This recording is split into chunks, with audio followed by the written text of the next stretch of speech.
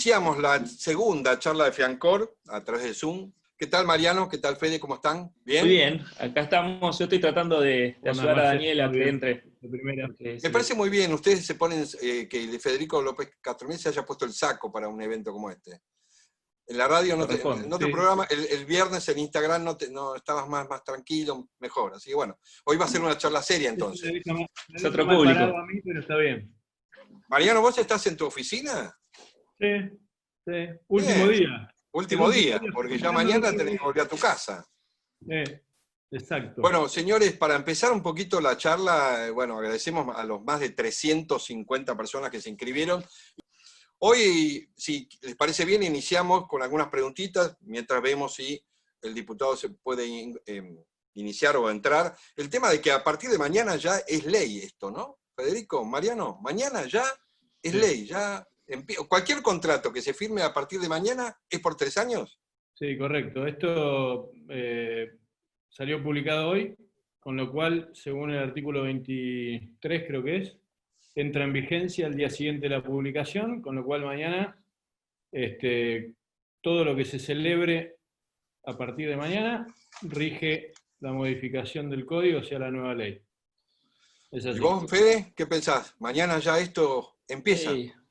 Sí, era como, es el final de un proceso, en mi caso quizás de muchos años, y bueno, mañana es el comienzo de otro, el comienzo del arranque de estas nuevas normas y nuevas reglas de juego en las que tenemos que jugar, y arranca todo mañana. Así que por otro lado está un poco empañado por esto de que volvemos a la cucha y no podemos, nosotros acá en Capital particularmente, porque esto es una ley federal, recordemos que en todo el país en algunos lugares se está trabajando normalmente, pero bueno, para nosotros es un tiempo, estos 17 días que vienen por delante, también quizás vengan bien, quizás en mi caso menos porque estuve muy metido, pero para poder incorporarse, internalizarla y trabajar y armar los nuevos contratos y todo. Así que me parece que hay que tomar estos días para eso. Fiancor.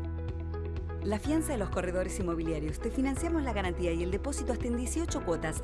No corras riesgos. Opera con corredores inmobiliarios matriculados. Conócenos ingresando a fiancor.com.ar. Fiancor, garantías para alquilar. Habíamos, diputado, bueno, estábamos comentando que ya mañana esto es, ya a partir de mañana empieza a regir, cualquier contrato que se firme a partir del 1 de julio ya es por 3 años, y bueno, una ley controvertida donde tiene sus pros y sus contras, y donde la gente piensa, y bueno, me gustaría ver si podemos responder algunas preguntas que son dudas que tienen los corredores y que también puedo tener yo. ¿Cómo serán los incrementos en los contratos comerciales? Yo entiendo que no, pero bueno, si alguien quiere responder, ¿se ajustan los contratos comerciales? Los contratos comerciales, perdón, yo tomo la delantera, pero sí, tomen, vamos. Los contratos comerciales no rigen según la modificación, porque, digamos, los ajustes de la regulación complementaria hacen a la vivienda, con lo cual, a mi entender, los contratos comerciales siguen manejándose de la manera que se manejaban antes. Bueno, vamos a ver que si está bien lo que usted dice, y Daniel nos corrobora esto. ¿Daniel, es así? Sí, coincido. El espíritu de la norma es regular todo lo que tiene que ver con los contratos de locación de vivienda, por la misma lógica por el cual el índice que se crea en la ley para actualizar los contratos, los valores de locación, es un índice que está conformado por costo de vida, digamos, inflación por un lado, pero por otro lado también el RIPTE, es decir, el incremento salarial, que por supuesto es la lógica de incluir ese concepto es porque estamos hablando de inquilinos, que muchos inquilinos, o la mayoría, son trabajadores asalariados, por lo tanto, de ninguna manera sería consecuente que se lo aplique a alquileres comerciales, por lo pronto, salvo que sea voluntad de las partes hacerlo, ¿no? Claro que sí. Perfecto. Bueno, ahí cuando hablamos del ajuste, yo tiro una opción, una realidad que pueda pasar, y les pregunto a todos, el que quiera responderme, arranca. Vamos a suponer que yo firmo un contrato ahora en julio, uno nuevo, ya va por 3 años. ¿Cuándo le aplico el ajuste? ¿A fin de año o al año? ¿Cuándo le voy a aplicar ese ajuste? Marcelo, a los 12 meses del contrato. A 12 meses del contrato. Bueno, eso es importante, porque es una de las preguntas que tenía. Lo va a publicar el Banco Central, Y es a ver, también está bueno aclarar que a veces se escucha como que un día se va a desayunar con cuál va a ser el índice, pero el Banco Central lo va a ir publicando todos los meses, entonces ya 3 meses antes, o 4 meses antes, o 2 meses antes de que tengan que indexar tu contrato, vas a ir viendo de reojo cómo viene. Entonces, con esta posibilidad que se le da al inquilino de 3 meses antes de pedir una rescisión del contrato sin multa, a ver, si fuera que un año particularmente se fuera a complicar o que ve que no lo puede pagar, en el mes 9 podría pedir esa rescisión y retirarse en el mes 12 sin esa nueva indexación. Digo, para aplacar esta psicosis del aumento, ¿no? También, pero bueno. Eso que menciona Fede es importante, porque va a tener que ajustarse una vez por año, o sea, la ley establece que tiene que ser valor único y mensual, o sea que los primeros 12 meses van a ser iguales y consecutivos, y el segundo año va a establecerse el ajuste de acuerdo a lo que pasó el año anterior, y va a haber que tomar la última publicación. Esto hay que ver, como no existe este índice hoy todavía, ni sabemos con qué periodicidad o qué demora puede llegar a tener esa publicación, va a ser importante que esto se establezca en los contratos como cuál es, no la publicación del mes anterior al vencimiento, sino la última publicación. No sé si se entiende, porque por ahí se demora esta publicación. Pensá que vas a tener que tomar el ajuste acumulado de los últimos 12 meses para empezar el segundo año. A ver, acá tenemos al autor y lo sabe más que yo, pero se discutió mucho cómo iba a ser que se le exija al Banco Central a que haga estas publicaciones mensuales. Eso se agregó en uno de los últimos proyectos. La idea es que esté muy claro y que todos los meses uno vaya teniendo, porque uno ahora lo ve con cierto miedo lógico, porque no existe este índice, pero una vez que uno entre en el rodaje, ya va a seguir teniéndolo más en la cabeza todos los meses. Así que eso... No, lo que digo es que como pasa también con la CAC, viste que cuando vos ajustás por la CAC, a veces tenés que tomar la última publicación, que no siempre es la del mes inmediato anterior al vencimiento. Entonces, nada, poner simplemente que sea la última publicación. Y que tome Daniel, ¿a esto querés agregar algo, Daniel? ¿Lo que estamos hablando? Sí, coincido que es un problema, para todos los que somos un poquito más, tenemos más años, recordamos de la época anterior donde los contratos se indexaban. La verdad que en la Argentina no hay indexación de los contratos desde la vigencia de la Ley de Convertibilidad de 1991, que fue aprobada con una lógica de un país donde teníamos una inflación muy baja. Hoy, lamentablemente, tenemos un país con una inflación alta y de alguna manera que sigue estando vedada la actualización de los contratos, no se responde a la realidad que vive el país hace muchos años, lamentablemente, de alta inflación.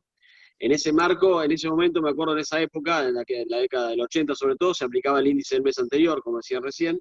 Me parece que está bien que ese tema se aplique el último índice publicado al momento que se cumple el año del contrato, ¿no? Creo que es la interpretación correcta. Bueno, otra de las cosas que dice la ley, que me gustaría la opinión de ustedes, de los corredores y del diputado, es que todos los contratos van a tener que estar registrados en AFIP. Entonces acá hay una pregunta de un corredor, y es la siguiente, y ya vamos a ver si la podemos responder.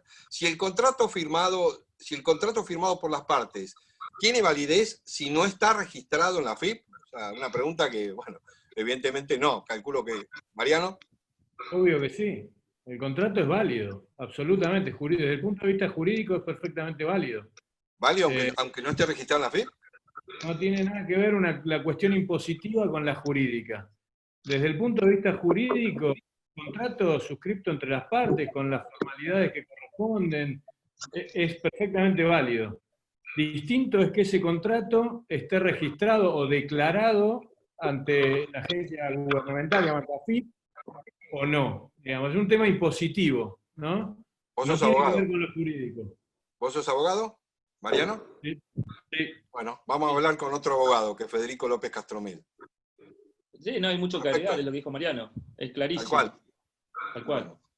Bueno, y hay una cosa que... Agrego algo, porque me parece que es importante. Sí, coincido con lo que dice Mariano, lo que dijo Federico. El contrato es válido, porque por supuesto es un contrato que se negocia entre dos partes, más allá de lo que el contrato tiene que respetar lo que dice la ley, pero después la registración es un acto volitivo, pero obligatorio, de alguna manera tiene que hacer, cualquiera de las dos partes lo puede hacer.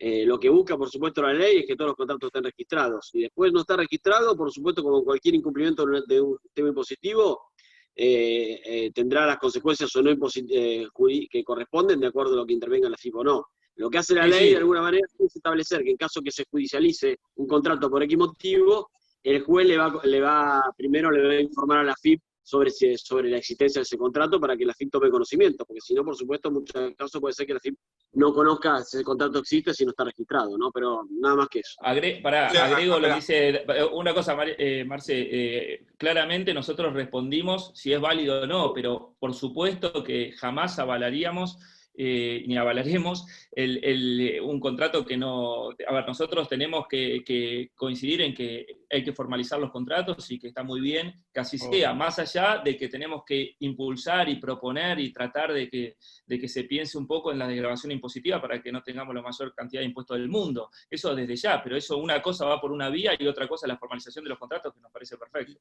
Y una cosa a remarcar que lo que te dijo Mariano y Daniel, que en caso de llegar a una ejecución, el tema de que que se haya hecho y que no se haya hecho, en la definición del juicio, tiene una especie de peso, ¿no? No, pero por eso no tiene peso. Hay una confusión porque muchos creen que no podés hacer juicio de desalojo si no tenés registrado el contrato en AFIP y no tiene nada que ver. Digamos, la parte jurídica, el desalojo, la ejecución, vos podés... ¿No suma ni resta, Mariano, hacerlo o no hacerlo en el momento del juicio? No te entendí, perdóname. Si suma no suma ni resta, o sea, no le da más valor si está en la FIP que no estar en funcionamiento de una definición jurídica. No, como dice Daniel, lo único que hace el juzgado es correrle traslado a FIP y le informa que existe ese contrato, que existe esta situación, pero no impide el desalojo, no lo obstaculiza, nada. No tiene nada que ver lo jurídico y lo legal con lo impositivo, que como dice Fede, hay que fomentar que los contratos estén registrados, es lo que corresponde y lo que tiene que hacer, pero no tiene que ver el problema impositivo y la obligación impositiva con un eventual desalojo, o las consecuencias o las contingencias de ese contrato. No tiene nada Perfecto, que ver. bueno, otra pregunta que tengo también. Me permití que quiero complementar un poco, porque es así como dice Mariano, pero me parece que quiero contar un poquito también de alguna manera la cocina de la ley, porque obviamente en el proyecto intervinieron, por supuesto, todos los sectores, como ustedes bien saben, tardó mucho tiempo en lograr los consensos, pero también intervinieron varias áreas gubernamentales, la Secretaría de Vivienda, también intervino la FIP. La FIP pretendía una norma un poco más dura, en el entendimiento de que era la única manera de lograr que los contratos se registren, porque hay una muy baja registración en el contrato.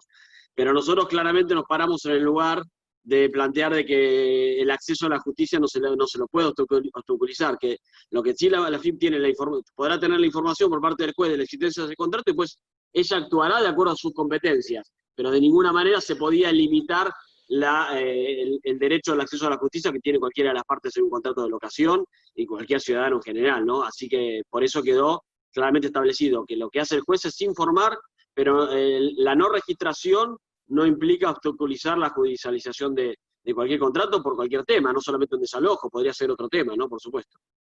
Bueno, sigo con algunas preguntas que vienen de los corredores, después tengo preguntas personales, o sea, personalizadas para cada uno, pero las dejamos para el final, porque son las más complicadas de responder, calculo, así que te dejamos para el último.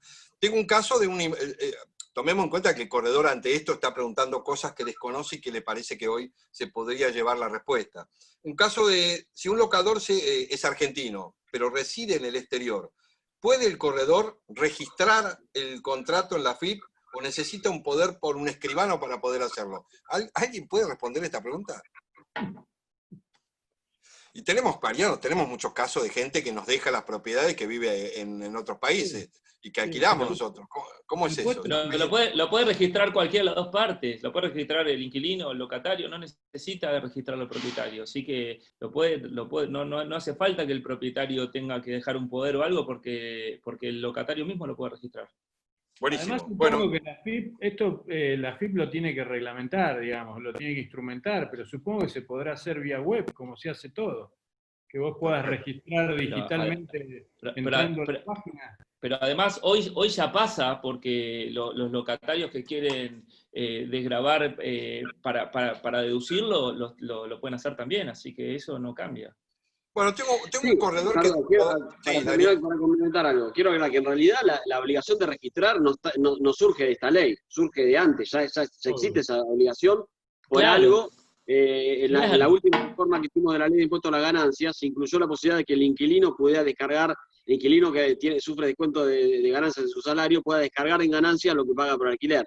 Para eso tiene que estar el contrato registrado. Esa obligación existe de antes. Lo que hace la ley, de alguna manera, es incentivar un poco más y poner más clara su obligación, pero no estamos cambiando la obligación de registrar los contratos de locación de vivienda que ya existía de antes.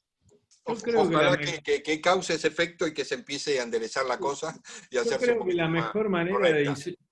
Yo creo que la mejor manera de sincerar los contratos de locación es desgravar la renta. Yo creo que ahí están haciendo mal la cuenta los de AFIP. Yo creo que si entendieran que desgravando la renta o la inversión con destino a renta, pero las dos cosas, pero la renta en sí, saldrían a la superficie todos los contratos y realmente entraría en circulación todo ese dinero. Yo creo que si hacen bien la cuenta, recaudarían mucho más por la salida a la superficie de todo ese dinero que hoy no está, que por el mismo gravamen de la renta. Creo que están haciendo mal los cálculos. Porque Mariano, es la mejor manera de incentivar la declaración de los contratos. Aprovecho para lo que decís, y está bien que digas AFIP se equivoca, porque a veces escuché de manera muy injusta que los legisladores no se dan cuenta que hay que desgravar impositivamente los contratos, y a mí me consta, en uno de los primeros proyectos, creo en el 2016, el de Daniel Lipovetsky proponía una serie de medidas para la desgravación impositiva, y eso estaba discutido. El problema es que a veces no es una cuestión, y no es que los quiera defender a los legisladores, pero digo la verdad, ellos lo pensaron, y el tema es que de arriba a veces el presupuesto te dice, te baja en línea de que no, pero no es que no se pensó. De hecho, yo mismo cuando pude disertar esos 12 minutos lo dije, y coincido con vos, Mariano, y creo que todos coincidimos. Pero a veces se marca como que no se pensó, y sí se pensó. El tema es que dijeron que no de otras áreas, y estaría bueno que en cualquier momento eso se implemente, porque esto no va en contra de esta ley que está a ver, lo hablamos el otro día en el programa de jornadas con el diputado y con vos, que esto es una ley que, bueno, tiene para algunos aristas buenas, malas, pero que en la medida que vaya pasando el tiempo se irá viendo cómo responden los mercados o las partes, y se irá ajustando y se irá modificando para que llegue a estar todo el mundo contento. Pero lo importante es que quizás que hubiera una ley era importante, porque estábamos, bueno, no sé cuántos años, pero lo había dicho Daniel que hace mucho que no había una ley, y nosotros teníamos que estar intermediando en el medio y poniendo valores, y bueno, yo creo que la ley vino para quedarse, ya está, no hay que llorar sobre la leche derramada, y ahora hay que avanzar y tratar de ver lo positivo de la ley, y lo negativo se irá corrigiendo a la medida que el mercado vaya respondiendo. Tengo una pregunta que no está clara, porque esto sí yo lo tengo claro, pero evidentemente este corredor no lo tiene claro, y me parece que bueno que lo podamos definir. ¿Qué beneficio tiene? O sea, para mí es la parte más importante de la ley, ¿no? El tema de que estamos como corredores inmobiliarios en la intermediación. Pero esta pregunta la hago porque quiero que la aclaremos y que todos la entiendan bien.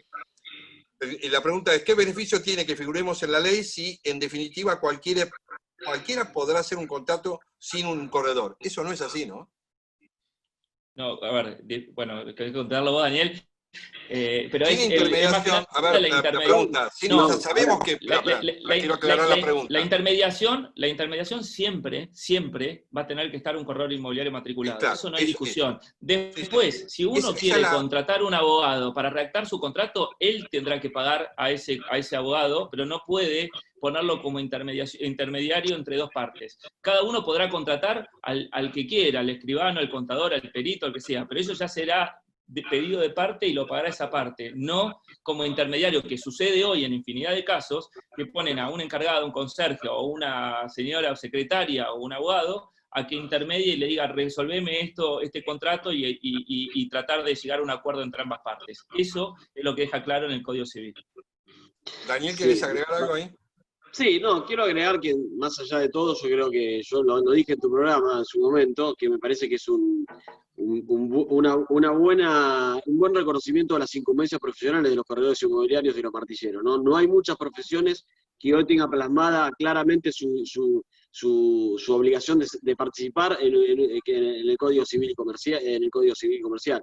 Recuerdo, la verdad que de haber 2 o 3 casos nada más, y uno es el de los corredores inmobiliarios, que son los únicos que pueden intermediar, como bien dijo Fede, y fue un tema que la verdad que trabajamos mucho y que sobre todo Federico fue uno de los que lo impulsó fuertemente, ¿no? en el debate. Ustedes saben bien, lo dijiste vos, fue una ley muy debatida, tardamos 4 años en aprobarla, tuvo 3 dictámenes, los primeros 2 no logramos llevarlo al recinto, el tercero lo logramos, y se logró también de alguna manera tratando de poner en la ley cuáles eran los temas más importantes que le interesaban a cada sector. Y claramente uno de los temas que le preocupaba al sector de los martilleros y los corredores inmobiliarios era reconocer su incumbencia, su trabajo. Y me parece que eso ha quedado absolutamente claro, no hay dudas. Tengo quejas de otras profesiones que hoy ocupaban ese lugar y que no lo van a poder hacer más. Pero bueno, así como los abogados nos ocupamos de algunos temas, está bien que los martilleros se ocupen de otros. Son lo que se llaman claramente incumbencias profesionales. Me parece que para algo uno se prepara y está claro que se le reconozca, ¿no? Fiancor. La fianza de los corredores inmobiliarios. Te financiamos la garantía y el depósito hasta en 18 cuotas. No corras riesgos. Opera con corredores inmobiliarios matriculados. Conócenos ingresando a fiancor.com.ar. Fiancor, garantías para alquilar. Sí, yo creo que hay que darle valor porque es el inicio de algo que podemos seguir para adelante. O sea, a partir de ahora podemos seguir peleando por un montón de cosas, como en este caso tratar de que se caiga la 58-59, porque esta ley y ya nosotros como corredores matriculados dentro de la ley y dentro del Código Civil nos da un poquito más de fuerza y demás. O sea, es un inicio para buscar la incumbencia total del sector inmobiliario. Así que eso yo le pido a los corredores que lo valoremos, que nos demos cuenta, más allá de que si estamos de acuerdo o no con lo que estemos de acuerdo, valoremos esto, porque de la ley, si hay algo bueno, es esto. Después lo demás lo veremos. Y Mariano, ¿querés decir algo con respecto a esto? No, que me pareció entender que la pregunta hablaba de la obligatoriedad de la incumbencia, que es otra cosa, ¿no? Pensé que lo que dijeron está impecable, es así, pero yo pensé que la pregunta enfocaba no hay obligatoriedad de que intervenga un corredor, ¿no? Bueno, sí hay obligatoriedad si interviene un tercero. Interviene, digamos, no es que forzadamente... Si interviene es obligatorio. Correcto. Si interviene tiene que ser un corredor matriculado, ahí no puede sí. ser ni un agente, ni un ilegal, ni un portero, ni nadie, ¿ok? Eso está bien. Y lo otro es que, bueno, de alguna manera que espero que esto ayude a que nosotros, que somos la única jurisdicción que, de acuerdo a la ley, otra cosa que la ley determina, que eso quizás no le quedó claro al corredor.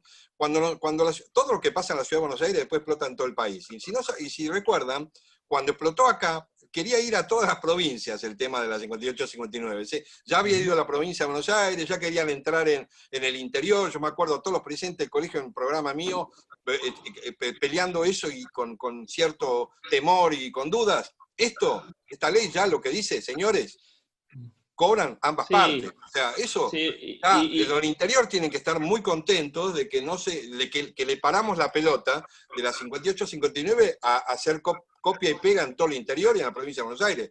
Eso nos quedó a nosotros porque era anterior, pero ya no van a tener que tener miedo todo lo que son los colegios y los corredores del interior de la provincia de Buenos Aires. ¿Es así o no? Porque, Marcelo, de un plumazo te mandaba la 58-59 a todo el país. ¿Entendés? Pasar a ser mandatario de todos lados y ya el sustento que tenía el fallo de Cámara, que era el 1351, dejaba de existir. Entonces, la verdad que a veces en el interior, no sé si se valora en el interior, desde provincia de Buenos Aires hasta por todo el país, a veces no se valora la ratificación que se generó. Yo quiero agradecerle particularmente a Daniel, a todo el equipo de Daniel, que a veces no tiene tantas pompas y está en la oscuridad, que es Cristian Papisca, ¿cómo se llama? A Gabriel Vázquez, a Romina, tu secretaria divina, a Guillermo, que discutíamos tanto, que costó, y la verdad que tuvieron una apertura de ir cambiando de opiniones en un montón de cosas. Y yo realmente a la gente que cambia de opinión y que va entendiendo el porqué, yo la valoro mucho. Y porque me parece que eso es un agradecimiento gigante, porque no hubo ni va a haber una discusión para nuestro sector más importante que la profesión en sí misma, como se estaba discutiendo. Si esta ley no hubiera venido, todo el interior iba a tener que pelear como peleamos nosotros, con el riesgo de ganar o perder. No. Es que ni siquiera, Marce, porque no podés pelear cuando vos cambiás el artículo madre, donde directamente se basaba la 58-59. Ya la discusión estaba perdida prácticamente. Entonces, a veces no se valora, pero bueno, la ley es larga, podemos seguir discutiendo. Me apasiona esto porque es nuestra profesión y me parece que ese lugar es importante dejar en claro nuestro rol fundamental que se ratificó esta vez en el Código Civil y que figura la palabra matriculado, profesional y un montón de cosas, pero eso quería estar declarado. Ahora sí, vamos a empezar un poquito con las preguntas más dirigidas. Le voy a preguntar primero a Mariano y con respecto a de los artículos de la ley, ¿qué es lo que con los cuales estás conforme y con cuáles, aún estando el diputado, te pido por favor que me contestes, y con los cuales no te convence la ley? A ver, yo creo que esto tiene tres títulos, ¿viste? O sea, hay el primer título, que son las reformas de los artículos del código en sí mismo. La verdad que en ese sector creo que hay cosas positivas, creo que hay cosas negativas, pero en definitiva, digamos, no me genera grandes ruidos, digamos. Creo que en esa etapa, en esa parte de la ley, le da mucha velocidad a los contratos. El artículo 75 es muy buena la modificación y la elección del correo electrónico como domicilio constituido, con la posibilidad de constituir domicilio electrónico. Le da mucha celeridad a la comunicación, a las notificaciones. Creo que hay un montón de aspectos positivos. Otros que creo que abren algún frente de discusión por su forma de redacción, como el tema de las reparaciones, el tema de la conservación del bien. Pero bueno, eso es un poquito más largo.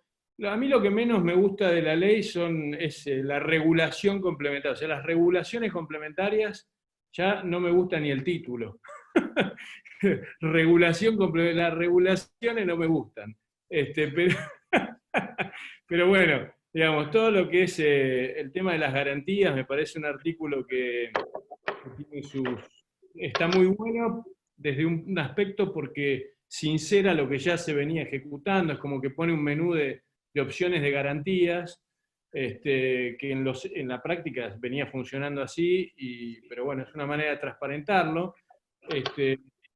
La verdad creo que el tema del ajuste, del sistema de ajuste, creo que no le aporta certidumbre, al contrario, creo que le aporta incertidumbre al contrato, pero muchas veces tiene que ver también con el contexto, ¿no? Yo el acento lo pongo en que me parece inoportuno el momento, digamos, ¿no? A veces todo tiene que ver con un momento determinado, y en este momento donde estamos con todo este lío y todas estas incertidumbres, creo que esto le aporta un poco más de incertidumbre, ¿no?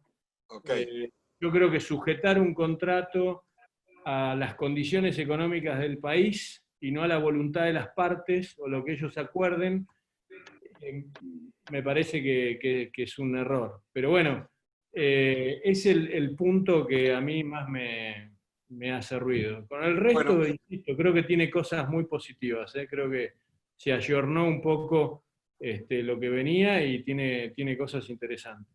Bueno, te pido, Valeria, que vayas seleccionando. Hay muchísimas preguntas porque tenemos en la sala llena, tenemos capacidad de 100 y tenemos 106.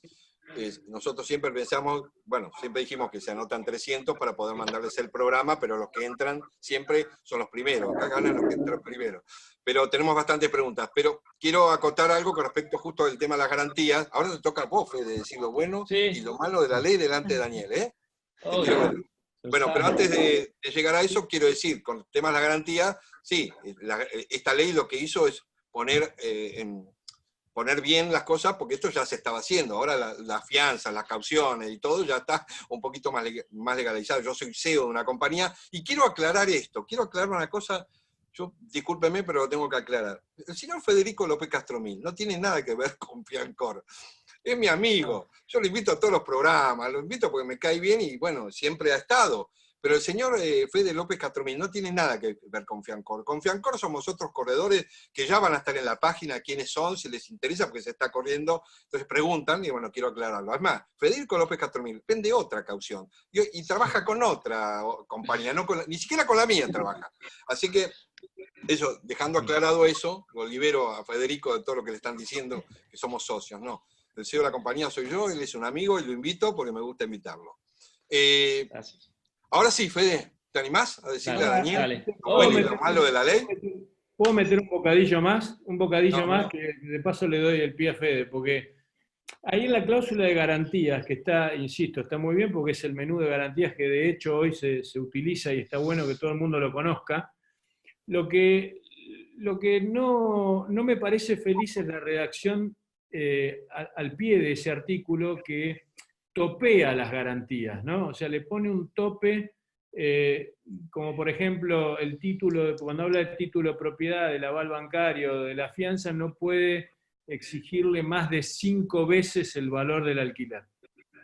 Y eso me resulta de muy difícil aplicación, porque 5 meses de alquiler como máximo en una de esas garantías, pensando en cualquiera de estas garantías, pensar en un título de propiedad, olvídate, no hay chance que un inmueble valga eso.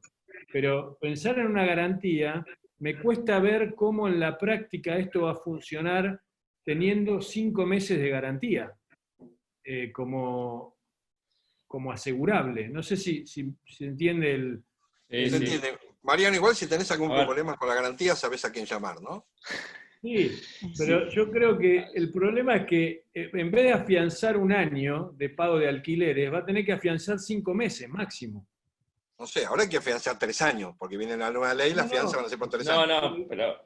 Por eso, Bueno. pero ahí es donde me resulta un problema porque te lo topea que no podés exigirle más de 5 meses, no vas a poder garantizar por 3 años, vas a poder exigirle 5 meses y así sucesivamente renovar cada 5 meses el seguro, la fianza, la garantía. Y no está mal, no es mala idea que vos ponete en lugar de una afianzadora que tiene que ahora afianzar 3 años. Yo prefiero afianzar 3 meses, seguir renovando en la medida que los 5 meses fueron cumplidos y pagados, que tener que darle una fianza por 3 años y ver cómo me manejo, porque son 3 años. No está mal que que las fianzas podamos ahora decir, bueno, cada 5 meses, la fianza la tenés, pero cada 15 meses vamos a ver, y vamos a seguir afianzando en la medida que cumplas. Pues si no, 3 años también es un riesgo muy grande para la fianza. ¿Fede? A ver, con respecto a los puntos, yo al haber estado tan en las comas y en el detalle, quizás, por un lado es como cuando uno hace una casa y la vive y sabe las contras o sabe cuando no anda un ascensor o qué puerta te anda mal, entonces yo hubiese corregido o redactado distinto un montón de artículos, pero también soy el que más Y por ejemplo, el de las garantías, por supuesto. Para mí, por supuesto. El del índice de actualización, a mí no es el más feliz que me hubiese gustado, pero también entiendo y también sé que acá había, justamente soy el que más entiende a la ley, porque también vi lo que dice Daniel. Daniel, lo que dice la AFIP, muchas veces no surge, pero a veces cómo había arrancado el tema de cómo iba a entrar la AFIP en esto, iba a ser mucho más duro. Así, un montón de cosas, las multas que se eliminaban los primeros 6 meses, el tema de cómo estaba redactado la devolución del depósito, y un montón de cosas más que veo de dónde arrancamos y a dónde llegamos, paso a entender y decir las cosas como quedaron, puedo no estar de acuerdo, pero en eso consiste un consenso, en ceder, en relegar, en conceder. Entonces la valoro y entiendo lo que dice Mariano porque yo coincido, y también coincido con los que digan quizás no es el índice en un momento de inflación el más feliz para salir a la cancha de esta manera. Pero lo entiendo y estoy de acuerdo con los que opinan así. Ahora también entiendo dónde estábamos. Fiancor. La fianza de los corredores inmobiliarios. Te financiamos la garantía y el depósito hasta en 18 cuotas. No corras riesgos. Opera con corredores inmobiliarios matriculados. Conócenos ingresando a fiancor.com.ar. Fiancor, garantías para alquilar. Daniel, bueno, acá tuviste dos corredores inmobiliarios de alto target que te están diciendo lo que les gusta y lo que no les gusta. ¿Vos qué puedes responder a eso? Bueno, primero contarles que en definitiva si la ley se basa en un proyecto que yo presenté y reproduce bastantes términos de ese marco, después por supuesto que sufrió todas las modificaciones que se van haciendo en el marco de los consensos, ¿no? Y eso tarda, es un trabajo de muchos meses, de escuchar a todas las partes, y también escuchar al resto de los diputados de los otros bloques que también te proponen cosas, y de nuestro propio bloque en su momento que nos proponían cosas, y hasta de propios sectores del gobierno que proponían un montón de cosas, y que uno tiene que ir viendo cuáles toma y cuáles no, y debates permanentes, y tratando de buscar los consensos, y la verdad que fue una tarea muy difícil. Por eso les contaba que duró 4 años la tarea en ese marco para tener la ley. Las primeras dos veces que la dictaminamos en la Comisión de Legislación General que yo presidía, no logramos llevar al recinto justamente por eso, y recién lo logramos solamente en la tercera ocasión, después de mucho trabajo de buscar los consensos. En ese marco seguramente hay muchas cosas que quedaron redactadas de una manera que yo no me convencían, pero digo que esta es la mejor ley posible en toda esta situación que yo les estoy contando. Y por eso logró, de alguna manera, esa búsqueda de consenso, logró que la ley, más allá que diga, bueno, la ley tuya, en definitiva la redacción es la ley de los legisladores que la votaron. Todos los diputados que la votaron fue votada por unanimidad, más allá de algunas abstenciones, y todos los senadores que la votaron en el mismo marco. Ahora, respecto a qué no me convencía de cómo quedó, bueno, a mí me hubiera gustado incluir lo que decía Fede en su momento, que era exenciones impositivas para incentivar la oferta, ¿no? A mí, más allá de ahora se habla mucho de que esta ley va a desincentivar la oferta, no sé si va a ocurrir eso o no, pero yo me quería quedar tranquilo, queriendo mostrar que además de alguna manera de equilibrar una relación y una ley que en muchas cosas le soluciona problemas al que sufren los inquilinos, también me parecía que había que incentivar que haya más oferta, porque eso también beneficia a los inquilinos y por supuesto beneficia a quienes se dedican a construir, y me parece que reactiva la economía en una situación difícil, y por eso lo planteé de arranque.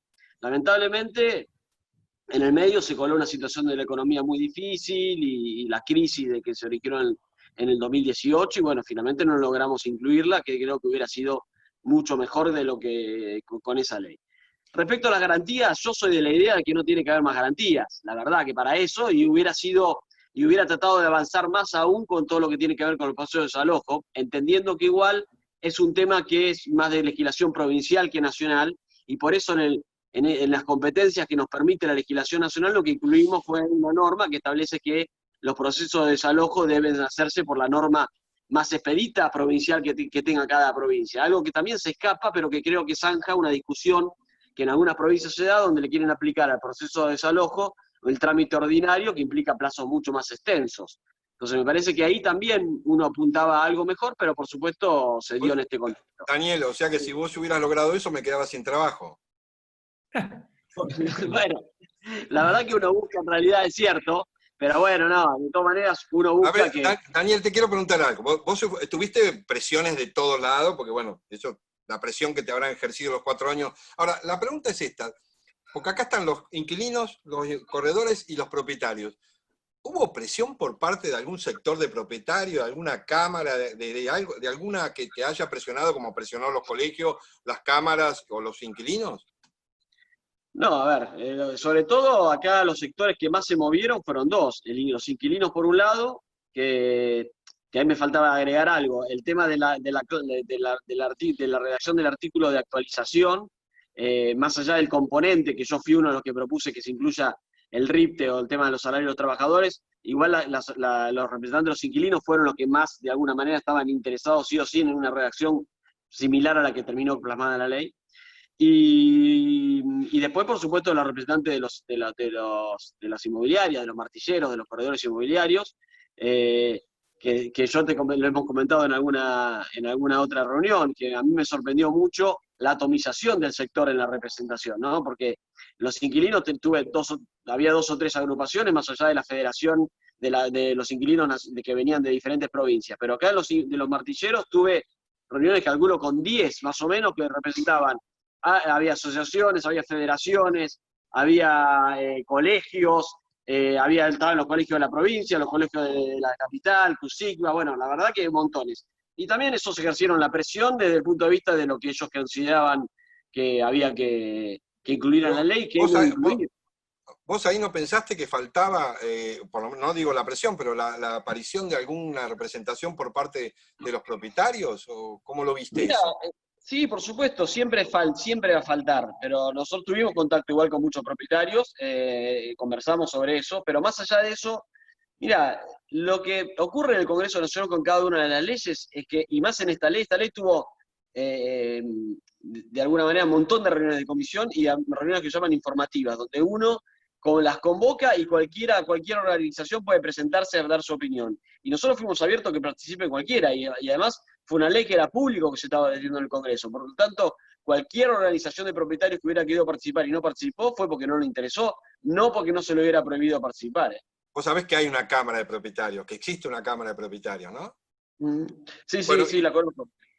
Y te pregunta, entre presión y presión, porque me estás dejando que solamente inquilinos y corredores son los que presionaron a todos lados. ¿Con cuál te sentiste más presionado? No, con los dos. Cada uno fue variando. Tuve de los dos. La verdad que mirá, para decirlo de alguna manera, tuve críticas de los dos sectores, con lo cual de alguna manera uno dice, bueno, cuando uno recibe críticas a los dos lados, o está haciendo cosas muy mal o muy bien. Pero bueno, eso lo dejaremos a criterio después de cómo se aplica la ley, que yo coincido con vos lo que decías, de que iremos viendo cómo la ley se va desarrollando y seguramente va a necesitar ajustes a partir del momento que se aplica. Las leyes se ven bien si están bien hechas o no y qué cosas hay que corregir a partir del momento que están en vigencia. Antes es un escenario donde uno se imagina cómo va a ir aplicándose, ¿no? Bueno, ahora andás preparando, Valeria, un par de preguntitas y ya tenés en la próxima alguna pregunta para Opel, que no me quiero olvidar porque la tengo anotada y no quiero que se me pase, pero después le hacemos alguna preguntita de toda la gente, que tengo ahí como 20 preguntas, ¿ok? Elegí 2 o 4. Vamos a tratar después, sí, todas las preguntas, responderlas a todas, por parte de Mariano, de Fede, y si hay alguna para Daniel, se la pasamos a Daniel para, si la quiere responder, te la responde a vos, Valeria, y vos se la transmitís y se la respondés. La intención, dado que hay muchas preguntas y que que les podamos responder a todos. Entonces, todas las preguntas se las vamos a ir dando a quien corresponda y te las van contestando a vos por mail, Valeria, y vos se las respondés a las personas después de esta emisión. Mariano, ¿vos crees? Mirá qué pregunta que te voy a hacer. ¿Vos crees que las instituciones del sector estuvieran a la altura para consensuar esta ley y a reformar el código? ¿Qué pensás? A ver, yo sinceramente creo que no todas. Por supuesto, creo que hay una asignatura pendiente muy importante, que es la unión del sector. Es lo que marcaba Daniel, que se ve a simple vista, no hay que estar adentro para darse cuenta que hay realmente una asignatura ahí, que tenemos que trabajar todos para la unión del sector y la sinergia con la industria. Y la representación y todo ese tipo de cosas, porque si no, digamos, se genera esto que parece como que cada uno tira para su lado, como que hay un desorden y una desorganización, y ninguna desunión trae buenos resultados. Así que yo creo que yo he visto muchos, como Fede, y mucha gente que, digamos, de alguna manera peleó, yo lo he visto pelear casi en soledad muchas veces a Fede en esta batalla. Hubo muchos que acompañaron y estuvieron y otros que no. Entonces, la verdad es que... Ahí te quiero hacer, María, una pregunta y si Fede la quiere contestar también interviene. Ahora la ley ya está, es un hecho, vamos para adelante, lo bueno, lo malo, pero hay que convivir con algo que ya es ley. Tenemos que ver cómo responde el mercado, como dice el diputado, se irá ajustando, iremos viendo qué cosas se ajustan de acuerdo a la respuesta del sector, de las dos partes, inquilino y propietario, e inmobiliario también. Pero, ahora que ya está hecha la ley, el mensaje que tienen que bajar los de arriba, los que manejan los colegios, ¿de qué tipo de mensaje con respecto al futuro de esta ley? ¿Un mensaje de qué tipo? Porque, viste, están corriendo varias versiones. De calma, de contención. Nosotros somos intermediarios, nosotros somos, entre comillas, el árbitro del partido. Es una locura que el referee entre con el pito gritando y con la cosa sacada. Estos son nuevas normas y nuevas reglas de juego, y tenemos que jugarlas, y acá si estamos dirigiendo el partido, que son dos partes, porque acá se habla de tres partes y son dos, propietarios e inquilinos, locadores y locatarios.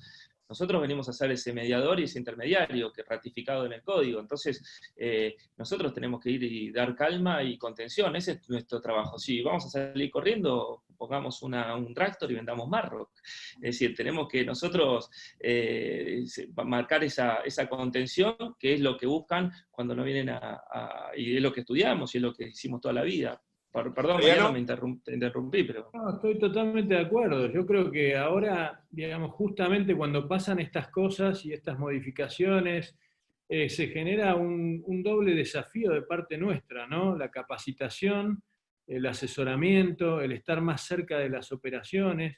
Esta ley propone un desafío interesante, que es que achiqué mucho los plazos, le dio mucha celeridad, mucha dinámica y acortó mucho los plazos. Y esto nos genera a nosotros un rol de asesoramiento mucho más, hay que estar mucho más atento a lo que pasa en las cuestiones cotidianas de los inmuebles, y me parece que justamente lo que hace es destacar o mostrar lo importante de nuestro rol en la intermediación y en la asistencia a las dos partes. Ahí es donde nosotros tenemos que demostrar que estamos a la altura. Son las reglas, hay que aplicarlas, hay que estudiarlas bien, asesorar bien a la gente y estar muy encima de los problemas, de unos y de otros, porque eso es muy importante. Ojo, es un detalle de la ley que no sé si se percibió o si todos la percibieron, pero le da mucha velocidad y acorta mucho los tiempos, ¿no? De todo tipo de notificaciones, intimaciones, y eso requiere de una expertise y una atención particular, ¿eh? Y Daniel, ¿vos qué opinás con respecto al mensaje que tiene que, de ahora en adelante, dar los líderes o los que bajan línea del sector, que son las instituciones, para abajo? Sí, coincido. Me parece que es momento para la calma, como decía Federico, y también me parece que desde el punto de vista del trabajo de los corredores, yo creo que es una ley que de alguna manera reivindica ese trabajo, porque lo dice claramente al establecerlo en el código, pero también de alguna manera porque va a generar mucho más necesidad de la gente de consultar y que el martillero intervenga. Recordemos que en los últimos, ustedes lo saben mejor que yo, pero digamos, el alquiler entre particulares que se fue con las redes sociales, hasta, con las nuevas tecnologías, se fue facilitando. Me parece que esta ley, al poner ciertas cuestiones que hay que ser muy cuidadoso, y justamente por los plazos, me parece que también de alguna manera reivindica y genera la necesaria participación de los corredores inmobiliarios, ¿no? Los martilleros. Así que en ese marco me parece que va a ser una fuente de trabajo, no una quita de trabajo. Yo creo que ahí hubo algún mal análisis de alguno de los representantes de los corredores, que estuvo con posiciones muy duras y la verdad que innecesarias, ¿no? Yo me encontré con la mayoría realmente me encontré con gente muy, muy moderada y defendiendo las incumbencias, pero hubo algunos que de alguna manera parecía que estaban en una tribuna de una cancha de fútbol cuando estábamos discutiendo una ley de alquileres, ¿no? Y eso me sorprendió de alguna representación por parte de los corredores inmobiliarios. Y ahí te pregunto... Y nos hace, agrego, Marce, nos hace necesarios, no obligatorios. Eso, lo que acaban de decir Daniel y Mariano, me parece que el otro día lo hablábamos en tu programa con Sergio, que lo dijo, nos hacen necesarios, esta ley nos marca ese lugar, nos hace necesarios, no obligatorios, que me parece que es buenísimo. Bueno, Daniel, te voy a hacer una pregunta comprometedora, porque vos dijiste que de parte del sector inmobiliario hubo mucha gente que presionó, que se acercó y demás. ¿Por qué le diste tanto lugar a Federico López Castromil en esto? Mira, no fue una cuestión de darle lugar, sino una cuestión de los lugares se ocupan, ¿no? Y me parece que lo que hizo Federico fue aportar. Entonces, cuando viene alguien a aportar, yo me acuerdo de la primera reunión que tuve con él, había varios del sector, y él vino con una anotación y me iba diciendo, mirá, este artículo tal, creo esto, demostrando que había estudiado la ley. Porque una cosa es pararte del lado de lo conceptual, y otra cosa es decir, mirá, me parece que hay que modificar esto, y trabajó mucho con objetivos claramente. Él defendía, por supuesto, de alguna manera al sector que representaba, que eran los corredores inmobiliarios, y por lo tanto él fue ocupando ese lugar de alguna manera y ayudando a la búsqueda de consenso, que me parece que era la clave. Yo aprendí mucho en la experiencia estos 4 años. En los primeros tiempos, que las 2 veces que la dictaminamos, me di cuenta después de que no estaba madura la ley. La tercera vez que la dictaminamos estaba más madura y eso tuvo que ver con la actividad de los representantes de los inmobiliarias y de los inquilinos, que los puse también a trabajar en conjunto con nosotros para llegar al texto finalmente que se aprobó. Y Federico fue protagonista de eso y el lugar se lo ganó él solo, no se lo dio a nadie, digamos. Fiancor. La fianza de los corredores inmobiliarios. Te financiamos la garantía y el depósito hasta en 18 cuotas. No corras riesgos. Operá con corredores inmobiliarios matriculados. Conócenos ingresando a fiancor.com.ar. Fiancor, garantías para alquilar. Bueno, Valeria, vamos a preparar. Quiero avisarles a todos que todas las preguntas que están haciendo, que son muchas, van a ser respondidas todas en su totalidad, porque se las vamos a derivar a Mariano, a Fede o a Daniel, y las van a contestar por mail a Valeria, y Valeria se las va a enviar a ustedes. Igual ya arrancamos en el inicio del programa haciendo preguntas que habían hecho los corredores antes del ingreso. Creo que respondimos como 10 o 12 preguntas de los corredores y después empecé yo con las preguntas. Y bueno, no se puede en una hora, no sé cuánto llevamos, darle resultado a todo. Así que mientras, Valeria, ¿vos tenés ya para arrancar con las primeras 4 preguntitas? Una de las mayores preguntas que están ahí dando vuelta es sobre la aplicación. Yo tenía una reserva firmada en marzo, que no se llegó a firmar el contrato de alquiler por el tema de la pandemia. Quedamos vistos, bueno, cuando termine esto y se pueda mudar, vamos a firmar. ¿Esa firma va con ley nueva o con ley vieja? Contrato nuevo con ley nueva. Ley nueva. Pero si yo tengo una reserva con las pautas ya tomadas en marzo. O se arreglan las nuevas pautas o se devuelve la reserva, contrato nuevo, ley nueva. ¿Esa pregunta es tuya o de Valeria? O de algún... Después las preguntaba Valeria, si querés. Las tuyas dejarlas para el final. No, estaba puesta. No, estaba puesta perfecto, de uno bueno. que no preguntaba de marzo, sino que preguntaba de ayer.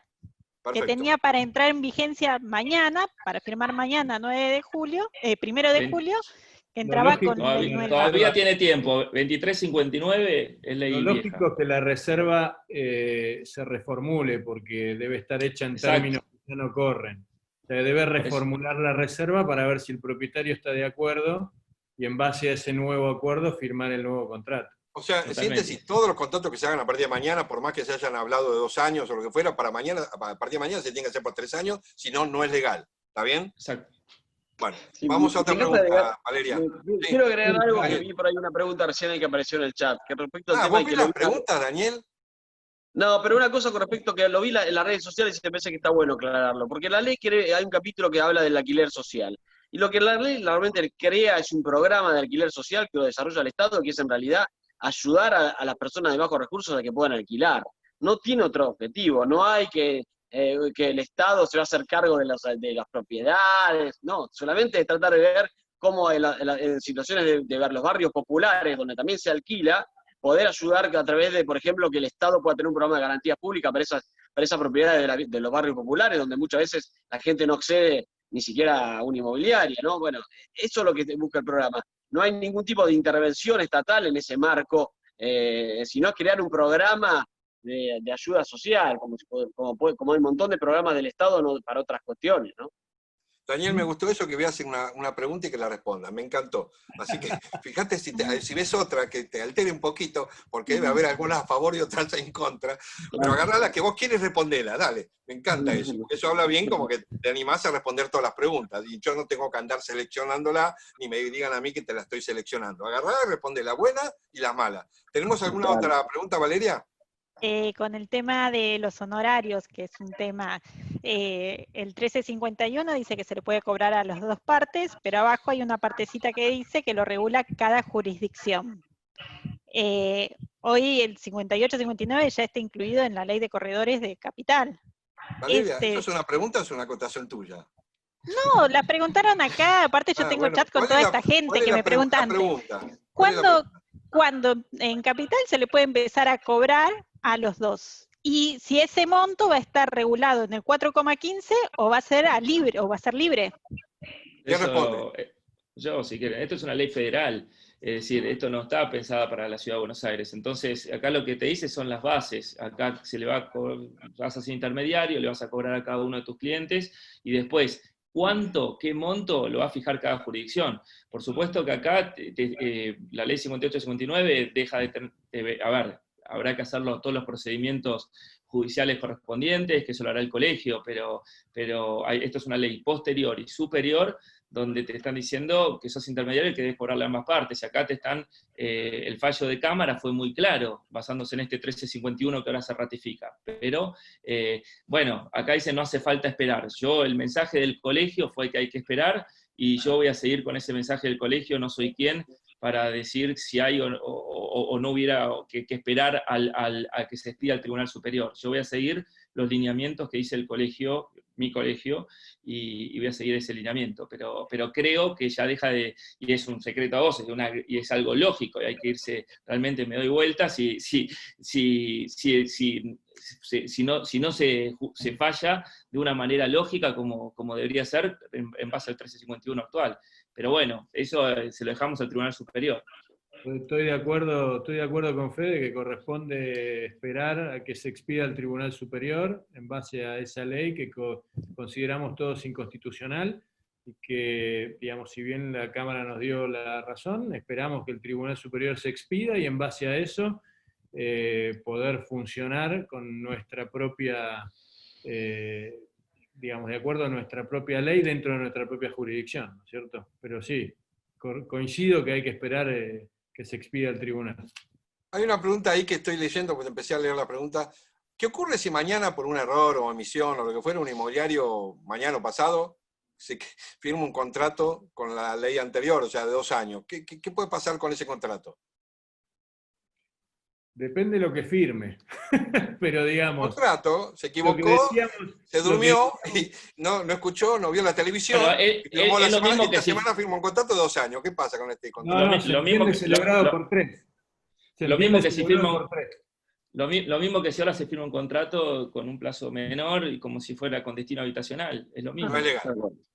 Sí, hoy si firmas un contrato por un plazo de un año, no es legal, digamos, viola la ley. Después hay que ver si se judicializa o no, qué tipo de intervención tiene, pero claramente no cumple con lo que dice la ley.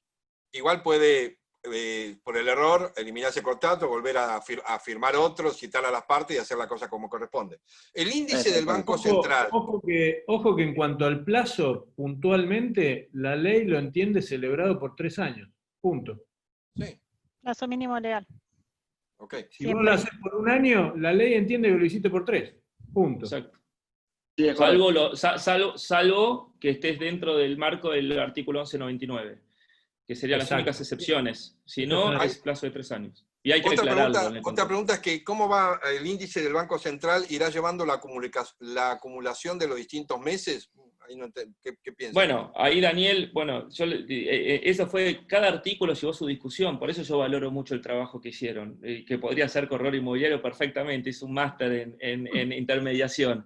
La verdad es que se hablaba a ver cómo que se exija, fue una de las charlas que se exija que el Banco Central lo publique, porque si no se estaba marcando un índice que nadie sabía quién lo iba o no se le exigía la publicación, o cómo se iba a regir. Así que eso fue uno de los temas, pero debería el Banco Central hacer un índice mensual, dejando en claro lo que le corresponde a cada mes, si vos entrás en ese mes de aumento. Claro. Bueno, otra es imprescindible que CABA, o sea, que el colegio envíe un modelo del contrato, o sea, el modelo nuevo de un contrato nuevo, pero no sé si hay mucha variación, pero sí, calculo que sí. Y bueno, que me dice que tampoco han aclarado los temas honorarios. Sí, aclaramos los temas horarios. No sé si quieren reaclarar eso, en Capital una cosa, en provincia, pero si hay alguien para darles respuesta que entró hace poco, tema honorario, ¿quién lo quiere definir? Claro. No, que cada provincia lo va a definir el monto, la regulación de cuál es el número a cobrar. Algunas serán un mes, otros serán 4,15, otros serán 1,5 meses, depende. Pero algunos no está regulado. En algunas provincias no hay, es uso y costumbre. Fede, yo creo que en eso todos los que somos corredores de capital estamos un poquito confundidos. Sí, 58, 59 mata ley de alquileres o ley de alquileres mata 58, 59 y están todos dando vueltas preguntando qué va a pasar si volvemos a cobrar o no. ¿Alguien se anima de los corredores a dar una opinión con respecto a eso, ya que son abogados los dos? No, yo ya te lo dije. Sí, es que recién lo explicamos, digamos, el tema es este. Esto es el Código Civil, ¿no? Esto es una ley nacional, digamos. Y que dice que delega en cada jurisdicción la reglamentación, ponele por decirlo de alguna manera, de lo que específicamente en cada jurisdicción se puede cobrar por la intermediación. En la ciudad de Buenos Aires, nosotros, esto estaba, digamos, reglamentado, estaba la ley, digamos, que funda el colegio, donde establecía que se podía cobrar el 4,15, y nunca fue reglamentado. Aparece la 58-59 y nos prohíbe. Digamos, ahí es donde nosotros impulsamos la inconstitucionalidad, amparo y demás, y ahora, digamos, tenemos que esperar a que el Tribunal Superior resuelva esa cuestión para saber si tenemos razón y podemos cobrar a las dos partes como establece el código o no, ¿no es cierto? Pero me parece que tenemos que esperar a que lo resuelva el tribunal, porque está justamente en cuestión nuestra ley jurisdiccional. Acá hay una para vos, Castromín, no sé cómo la vas a responder, porque vos tuviste que ver y bueno. ¿Por qué no incluyeron a los martilleros, que deberíamos estar en las mismas condiciones con los corredores? No, se aclara. Primero, para mí este servicio de intermediación es más del corredor inmobiliario, el corretaje, el que celebra un contrato de alquiler. Me parece que cada uno tiene sus funciones, eso es una opinión personal. Ahora, más allá de eso, a las provincias donde, por ejemplo, en Córdoba, lo hablamos, me acuerdo, con Daniel y con Brugge, particularmente, que allá tienen dos colegios, el de martilleros y el de corredores inmobiliarios. Entonces, se redactó el tema de la incumbencia para que la competencia local regule quién es el que puede ejercerlo, pero realmente para mí, pero estas son opiniones personales, yo creo que el martillero tiene una función absolutamente distinta al del corredor inmobiliario, y creo que tenemos que ir hacia ese lugar, son dos trabajos distintos, pero esas son opiniones, vas a tener algunos que te van a decir que no, el título es el mismo, pero bueno, esas son opiniones, pero te da la posibilidad el 1351, si sos martillero y estás colegiado en una provincia donde tiene colegio de martilleros y estabas ejerciéndolo, a que sigas haciéndolo. Así que eso está previsto. Si el locatario está en tenencia del inmueble, ¿puede renunciar al plazo de los 3 años? Sí.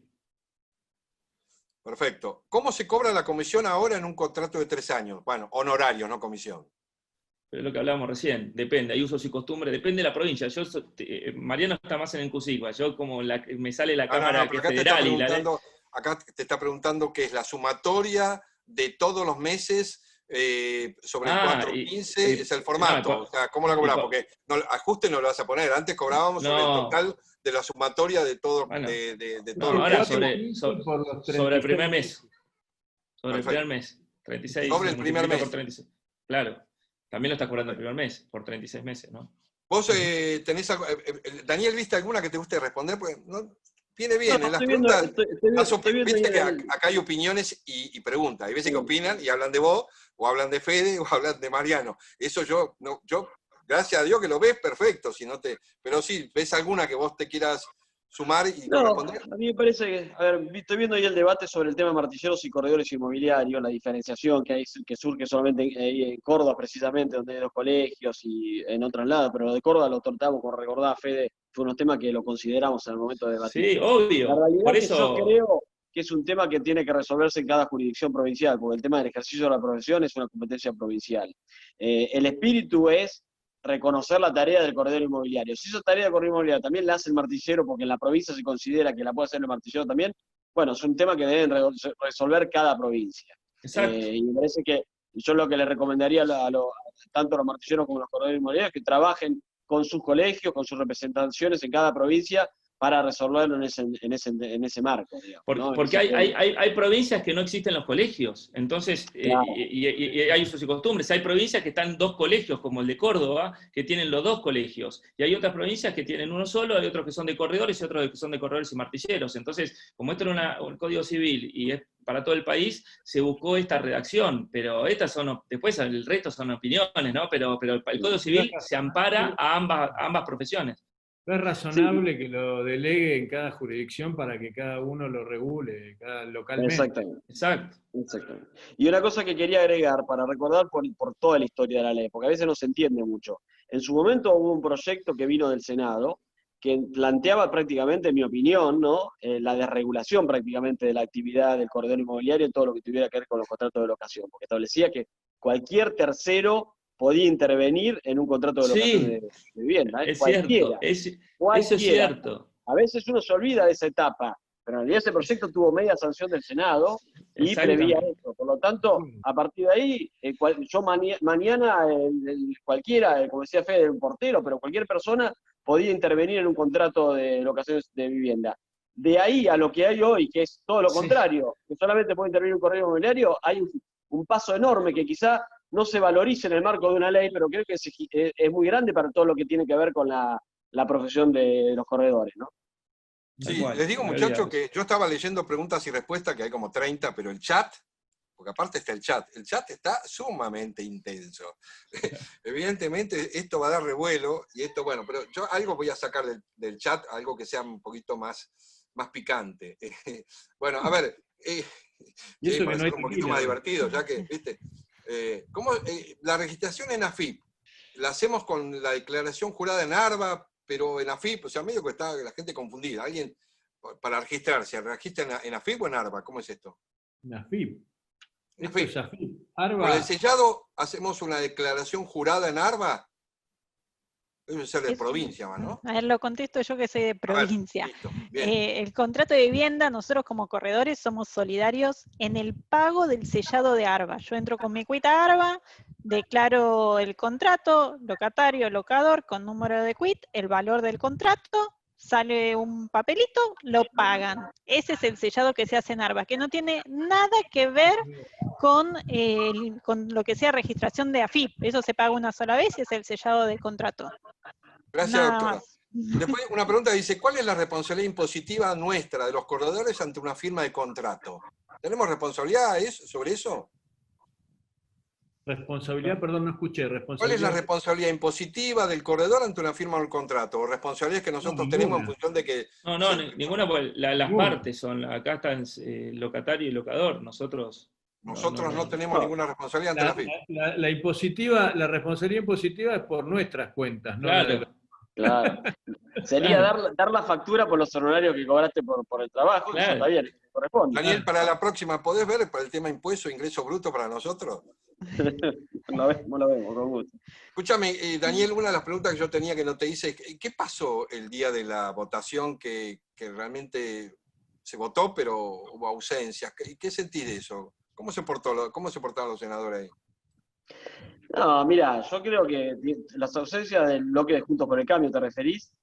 Tuvo que ver con un tema de acuerdos parlamentarios que no se cumplieron. Yo, por supuesto, que aspiraba que el bloque nuestro lo votara, porque en definitiva era un proyecto que lo había impulsado yo, pero también entendía que si el acuerdo entre bloques era que no se iban a tratar proyectos que no tuvieran que ver expresamente con el tema de atender los efectos de la pandemia, podía darse esa cuestión. Así como a mí no me gusta que, digamos, que de otro cuerpo legislativo se metan en las estrategias de nuestro bloque, no me gustaba cuando era diputado nacional y tampoco me gusta ahora como soy diputado provincial, entiendo también la lógica de la decisión del bloque Juntos por el Cambio, que no tenía que ver con la ley en sí, sino justamente con este tema de estrategia de acuerdos parlamentarios. Pero me hubiera gustado que lo vote, por supuesto. Pero, ¿cómo sentiste que tus compañeros no te apoyaron? No, lo entendí. Hablé con varios, me lo explicaron, lo entendí. Obviamente que uno en estas cosas, mirá, es difícil entender a veces las lógicas parlamentarias. Uno integra un cuerpo colegiado de mucha gente con diferentes visiones, donde hay que compatibilizar con sus propios temas personales y políticos. Realmente es muy difícil, con sus propios egos, un montón de cosas. Estamos hablando de políticos que generalmente tienen egos. Así que cuando hay una decisión de cuerpo, uno la tiene que respetar, y yo la respeté más allá de no compartirla, ¿no? Claro, sí, es una lástima que Una pregunta, siendo una Daniel. ley que teóricamente los políticos ahí empiecen con las cosas Igual personales, yo, Marcelo, los resentimientos y demás, y no apoyen algo, si vayan, Marcelo, firmen, fue claro, señores, para eso fue les claro, pagamos, para que vayan y se sienten todos y firmen, esa es la realidad. O sea, yo pero por eso fue nunca voy claro a ser que político y siempre voy a ser corredor inmobiliario y comunicador social. ¿A alguno de ustedes les gustaría ser político, ustedes dos, Mariano y Fede? no, a mí no. A mí me gustaría Porque yo siento, mira, 3 años de televisión y radio, y habiendo estado con todos los presidentes de colegios de todo el país, yo sentí como que nosotros, que somos 30.000, éramos políticos peleándonos unos entre otros. Nunca logré ver una unificación de criterio para que vayan todos juntos a hablar con Daniel. No, van todos por separado. O sea, pareciera que queremos ser como los políticos, o sea, así, egocéntricos Igual te aclaro, Perdón, Marcelo, Daniel, ¿no? Pero la verdad que... No, pero bueno, yo particularmente un par de cosas.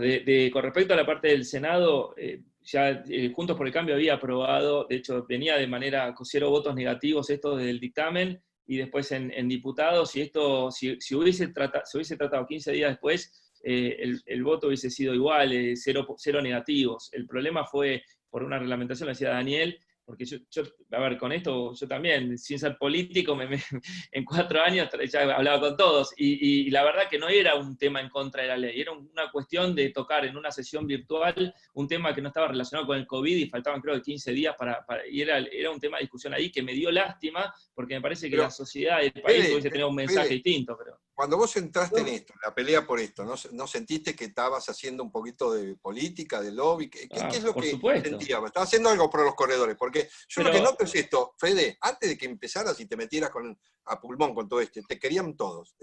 Ahora tenés algunos a favor y otros en contra. O sea que el hecho de el esfuerzo que hayas hecho te ha dividido, o bueno, lo veo yo porque estoy en contacto con todo. ¿Eso no te molesta? No, bueno, por supuesto, cuando uno no es político ni aspiro a ser diputado, senadores, que entre todo este bagaje de 4 años hasta me ofrecían, la verdad es que no es que no me guste, porque me gusta todo este tema de las relaciones y demás, pero a mí el punto más que nada es lo que dijo Daniel. La verdad que yo me preparé mucho. Esto yo sentía que era jugar en la selección. Cuando vos estás tocando el Código Civil... Exponerte así te generó gente que se te ponga en contra, eso bueno, no te molesta, pero más allá, acá estaba en juego la profesión. Entonces, cuando vos tenés en juego la profesión, donde yo me crié en esto, piensen que yo nací y mi viejo tenía 5 líneas de teléfono, y salía más claro el teléfono del departamento, yo los escuchaba laburar en esto, después lo aprendí en la facultad, y después en la calle, y yo sentía como que me estaban modificando el 1351, que era nuestro gen. Entonces, realmente, en el 2016, que yo a Daniel nos cruzamos, creo que fue en el 2018, pero yo estaba más que nada trabajando con Nico Mazzotti, Matías Pérez Alati, había un montón en el grupo que se estaba tocando en el 2016, y después nos fuimos cruzando, pero la realidad es que, como dijo Daniel, yo me preparé mucho, entonces yo sentía que con la camiseta solamente no te iban a llamar, es decir, por ser vicepresidente de una institución o de otra. Entonces había que prepararse, y es lo que hice, para cuidar a la profesión y para realmente sacar una ley lo mejor posible, sabiendo que había muchos intereses encontrados, y trabajar por eso, ¿viste? Me parece que cuando tocas el Código Civil tenés que estar a la altura. Y yo me preparé realmente mucho. Y si después alguno que me conoce menos o que toca de oído, ahora se desayuna con esto, dale mi teléfono y invito a hablar, pero no puedo... más que eso, ¿viste? Lo que se dice en el sector es que la ley tiene 3 nombres, o 3 personas, o sea, le pusieron 3 títulos. Federico López Castromil, Daniel Lipovetsky y ese señor que no lo nombro. Pará, déjame aclarar algo. Ese no lo nombre, pero le pusieron, la ley tiene 3 nombres. No, y es muy injusto porque Daniel se juntó con un montón de, todo el país tiene asociaciones, no todo el país, pero varias asociaciones. Pero a lo que voy, que digan esto, ¿a vos no te molesta? ¿No? A ver, sí, estabas obvio. Tranquilo en tu inmobiliaria y ahora estás como título. No, pero yo estoy feliz. Para mí fue la escritura más importante de mi vida y la que me dio 0 pesos. Y realmente, el 6 de noviembre del 2019, yo no me lo olvido nunca más. Puedo vender lo que vos quieras, pero yo el 6 de noviembre, cuando en el dictamen Daniel quedó fijo el tema de la ratificación nuestra, que aparezca corredor inmobiliario, porque ahí hablaban de leyes, pero el Código Civil, que aparezca por primera vez matriculado, profesional, y que no den una incumbencia locativa, realmente para mí estaba en juego la profesión, y casi todos los que vos conocés, Marcelo, que realmente aman la profesión y que estuvieron encima en estos 4 años, hoy por hoy, lo sabés, lo celebran y están felices. Después, a los que no se dieron ni cuenta que estaba en juego nuestra profesión, lo invito a contarles cómo fue el proceso de la cocina, pero más que eso no puedo hacer. Ok, señores, bueno. Quiero agregar algo, porque si no me parece que hay cosas que. Y es el momento para aprovechar para explicarlas, ¿no? Me parece que lo que quedó claro con la votación en el Senado, en un proceso donde un Senado que tiene mayoría, estas son las primeras leyes que aprueba el Senado, digamos, del cambio de gobierno, de las primeras leyes que venían de la Cámara de Diputados, y era una ley que incluso venía impulsada por un diputado de otro bloque. Eso demuestra de alguna manera cuál era la decisión política de avanzar con una ley de alquileres. El problema acá es que no había ley de alquileres hace 30 años. Por lo tanto, había una decisión política de que haya ley de alquileres, iba a haber ley de alquileres. Ahora, esa ley de alquileres podía ir más allá o menos allá de acuerdo al debate que se dé. Esta es una realidad, pero una ley de alquileres iba a haber, porque está claro que había un tema de que no había un montón de cosas que faltaban regular, y había quienes pretendían regular mucho más de lo que se reguló. Daniel, y te hago una pregunta. Hay que entenderlo para entender un poco por qué hoy también hay ley de alquileres, ¿no? Me parece un tema que no hay que olvidarse. Te hago una pregunta. ¿No creen que fue inoportuno el momento, por estar inmersos en esta pandemia, en una situación de extrema incertidumbre? ¿No es como que no era el momento? No sé cómo lo ves, te pregunto. No, a ver, es posible. Lo que me tocó mi trabajo fue en la Cámara de Diputados. Luego, cuando fue en noviembre, hasta noviembre, te diría eso que. Sí. Entonces, después, el Senado, la verdad que a mí me sorprendió cuando se trató en ese momento, pero eso demuestra de alguna manera cuánta voluntad política había del actual oficialismo de avanzar. Claro. Me parece que esto también hay que entenderlo en el marco de todo este proceso a donde llegamos, y a leyes que podrían haber ido mucho más allá. La verdad que, insisto, la primera cosa que hay que recordar que en el 2016 el proyecto de gobierno con media asociación del Senado era de una senadora del actual oficialismo que establecía prácticamente la desregulación de la actividad vinculada con los contratos de locación de vivienda, y hoy eso no está, y tiene que ver con el trabajo de lobby, si quieren, o de defensa de las incumbencias que hicieron muchos de los sectores. Pero hay algo que igual yo voy a volver a insistir. Yo presidí la Comisión de Legislación General de la Cámara de Diputados 4 años. Pero esa comisión pasaron un montón de temas, incluidos temas tan fuertes como el debate sobre la legalización de la interrupción voluntaria del embarazo y del aborto, que ustedes recordarán en el 2018. Por lo tanto, recibía a un montón de organizaciones por diferentes temas que fuimos tratando en estos 4 años. Creo que el sector que más me sorprendió la atomización que tenía en la representación es el sector de los corredores inmobiliarios, de los martilleros. Realmente quedé sorprendido, por eso lo destaco, por la cantidad de organizaciones que me pidieron reuniones y a quienes recibía casi todos. Me habrá quedado alguno pendiente, quizá porque, insisto, eran tantos que alguno puede haber quedado. Pero realmente quedé sorprendido de esa atomización. Sí, también es injusto cuando se dice cuando dicen que no se recibieron. Yo creo que Daniel recibió a todos. También me parece eso, a todos recibió. Por eso. Bueno, señores, hemos llegado al final, hemos tenido sala llena, hemos tenido gente que quedó afuera, vamos a grabar todo esto ya está grabado, y se lo vamos a enviar, y todas las preguntas que hayan quedado, vamos a tratar de enviárselas para que ustedes les respondan. Yo agradezco mucho a Fiancor, que ha sido la empresa que ha auspiciado este evento, y bueno, y es una empresa nueva que se lanza, que es una empresa para corredores inmobiliarios, desarrollada por corredores inmobiliarios. Así que gracias, Flancor, y gracias, Valeria, por haber, al principio estabas un poco asustada, pero viste que después entraron todos de golpe. Gracias, Valeria, gracias, Mariano, por estar, gracias, te queríamos en el programa. Y bueno, pregunta, Mariano, ¿te gustaría ser presidente del colegio? A ver, yo no veo el tema del colegio. ¿Por qué? Porque ¿viste? Esto de meterse en la política, ganás adeptos y te ganás enemigos. ¿Qué sé yo? Hay que tener para meterse en esto, ¿viste? Más vale quedarse en su inmobiliaria que te quieren en el barrio y no que te quieran la mitad de los matriculados y la otra mitad no, ¿viste? Lo que pasa es que yo te juro que no veo el tema del colegio desde lo personal, o sea, no tengo ningún tipo de ambición personal. Yo lo que siento es la necesidad de hacer un aporte desde el lugar que me toque. Formo parte de un grupo muy lindo, con un montón de profesionales súper capaces, interesantes, y la verdad siento que hago mi aporte, que devuelvo a la profesión algo de todo lo que me dio, y no lo veo en términos personales. No me contestas. Donde me toque. Si suma. No me contestas. ¿Y la respuesta, Mariano? Ni me dijiste, ni sí ni no, ni. La próxima, vamos a ver.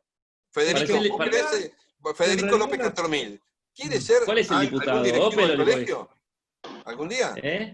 Federico López Castormil, ¿quiere ser directivo del colegio algún día? Hoy, paso a paso. Hoy estoy en la vicepresidencia de la Cámara. Acá el único que responde y dice sí o no es Daniel Lipovetsky, que ya es diputado y ya sabemos. Daniel, ¿de qué partido sos?